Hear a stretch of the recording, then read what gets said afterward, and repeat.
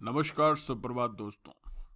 लोकतंत्र, जनता का जनता द्वारा जनता के लिए शासन लोकतंत्र कहलाता है। भारतवर्ष में लोकतंत्र की प्रतिनिधिमूलक जो व्यवस्था है उसको स्वीकार किया गया है।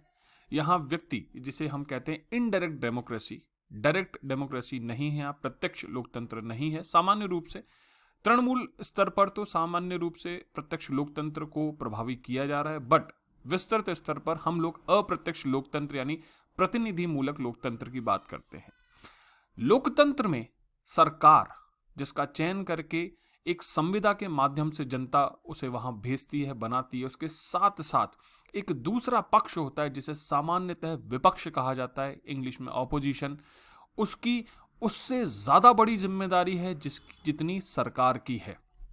सरकार को चयन करके भेजा गया है कि भाई आप ये काम करो, लेकिन आप खुद सोचिए बड़ा कौन है जो उस काम को न होने पर उस पर प्रश्न करे, उस पर दंड आरोपित करने का प्रयास करे।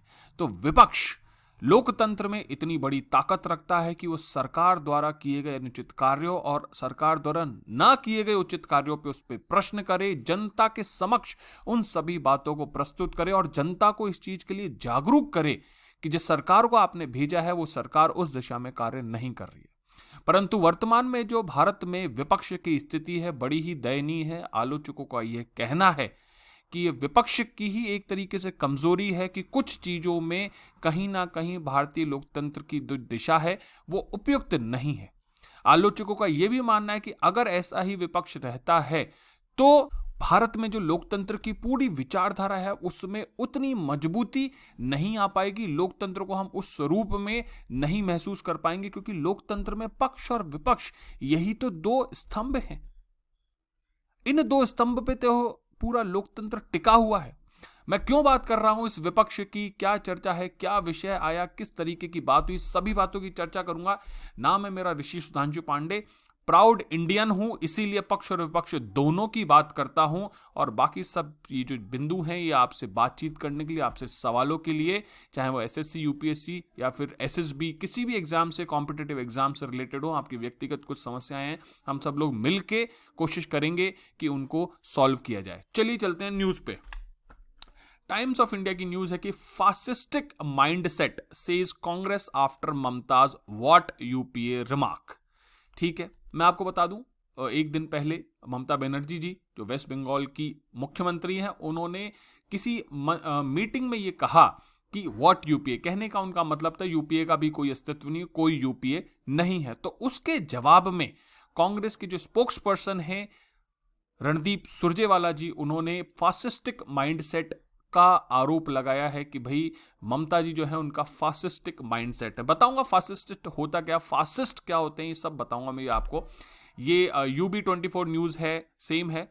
उसके बाद है न्यूज ऑन AIR जो है, उसने भी बताया इस न्यूज को कि भैया फासिस्टिक माइंडसेट है, says Congress after Mamata's what UPA remark. ये हिंदी IMBO भी न्यूज है।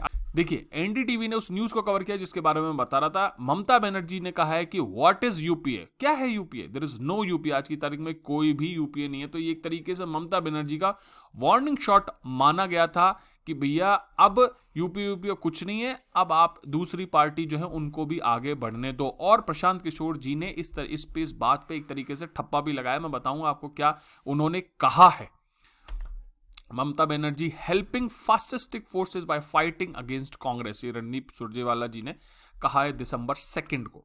अब बात करते हैं कि क्या कहानी है। A day after TMC chief Mamata Banerjee announce that UPA was dead, यानी यूपीए समाप्त हो गई है, खत्म हो गई। और कांग्रेस एक्चुअली बीजेपी से लड़ ही नहीं रही है, क्योंकि राहुल गांधी जो है हर समय बाहर घूमते रहते हैं, ऑफन मतलब अधिकतर, ऐसा ममता बनर्जी जी ने कहा। इसके बाद से वर्चुअल वॉर ऑफ वर्ड्स जो है शुरू हो गई।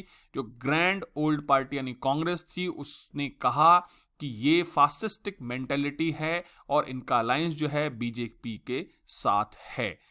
इसे इन्होंने एक लॉन्ग हिस्ट्री भी बताया, पूरी हिस्ट्री बताऊंगा कि क्या हिस्ट्री बताई उन्होंने ममता बनर्जी जी की। उससे पहले मैं बता देता हूं फासिस्टिक क्या होता है।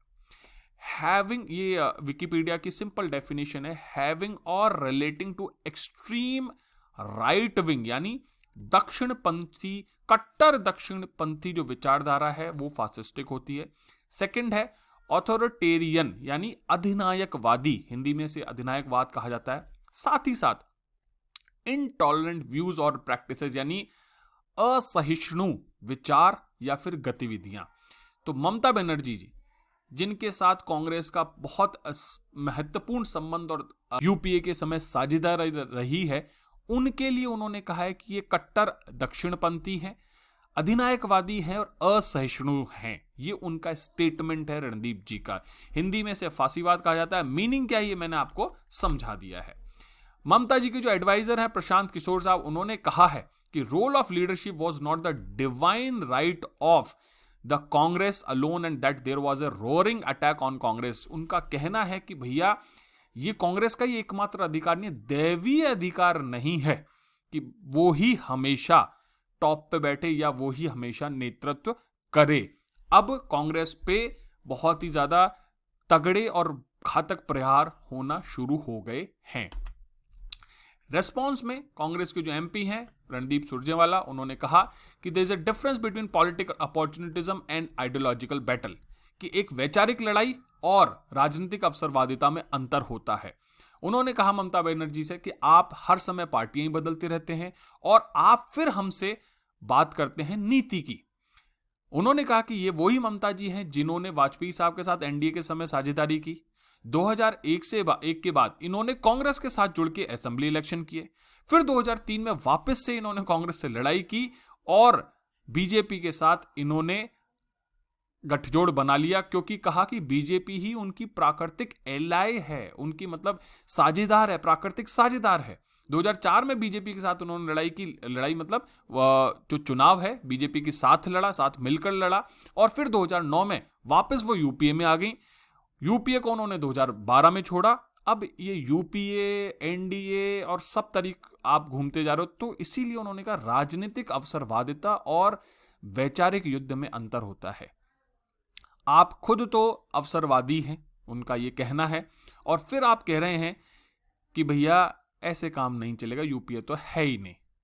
सुरजेवाला जी ने कहा कि राहुल गांधी जो है वो एक आइडियोलॉजिकल बैटल लड़ रहे हैं, ना केवल मोदी जी के अगेंस्ट बल्कि पूरी बीजेपी और आरएसएस के अगेंस्ट। ये रणदीप सुरजेवाला जी का कहना है। The offensive response came when Kishore said. अब देखो ये जो रेस्पॉन्स आया कांग्रेस का वो कब आया? किशोर साहब, प्रशांत किशोर साहब, उन्होंने कहा कि 90% of the election in the last 10 years, पिछले 10 सालों में कांग्रेस में 90% से जो ज्यादा इलेक्शंस थे, चुनाव थे, वो हार गई है। तो उनका कहना है कि हर बार तो आप हार रहे हो, फिर आप कैसे डिवाइन राइट यानी दैवीय अधिकार, ये राजाओं का दैवीय अधिकार की एक सिद्धांत हम लोग पढ़ते थे इतिहास में कि उस समय जो कॉन्ट्रैक्ट था वो ये था कि कोई भी राजा ये कहता था कि मेरा it is my divine right to be the king, ये मेरा दैवीय अधिकार है, मैं देवों का पुत्र हूं, इसलिए मेरा अधिकार है कि मैं राजा बनूं। तो प्रशांत किशोर का कहना यही है कि कांग्रेस अब नेतृत्व के लिए इस दैवीय अधिकार की मांग नहीं कर सकती। किसके खिलाफ? बीजेपी यानी सरकार के खिलाफ, एंटी बीजेपी अलायंस के लिए। तृणमूल कांग्रेस है, उन्होंने अपनी पार्टी चीफ को डिफेंड किया इस चीज के लिए कि व्हाट यूपीए इज डेड। जब उन्होंने कहा तो तृणमूल कांग्रेस क्या कहती है? वो कहती है कि ममता जी सही हैं। क्यों? क्योंकि यूपीए तो क्या है, कांग्रेस की लीडरशिप में बनी थी कब? 10 साल के लिए, 2004 से 2014 तक, जबकि जो पार्टियां थी वो सब सेंटर में उस समय स्थापित थी। लेकिन आज की तारीख में अगर देखें तो पार्टियां साथ में है ही नहीं। जो कांग्रेस का वोट बैंक है वो भी बहुत लिमिटेड है, कांग्रेस के पास जो पावर है वो भी बहुत लिमिटेड है।